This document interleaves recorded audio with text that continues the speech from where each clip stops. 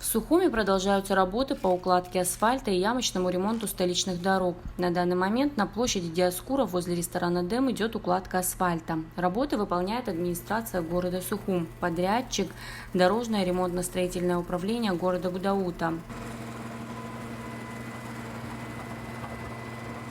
В течение 3 дней будет уложено асфальтное покрытие. На эту площадь планируется перенести выносную торговлю, которая на сегодняшний день располагается вдоль набережной Махаджиров.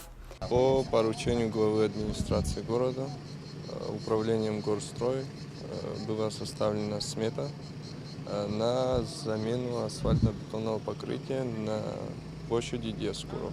750 квадратных метров заменяется асфальтное покрытие. В данный момент демонтируется асфальтобетон, завтра приступают к покрытию асфальта.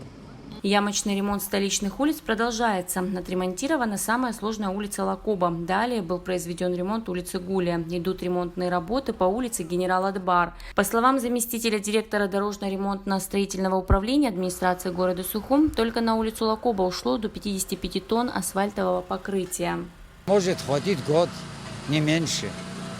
Если вода где-нибудь не лопнет, если вот эти насчет воды не лопнет, он год даже и больше и хватит. Потому что мы с 7 сантиметров до 9 меньше не ложим. В зимний период такого рода работы выполнять сложно по понятным причинам. Так что в планах администрации города продолжить работы по ремонту столичных дорог и охватить как можно больше улиц.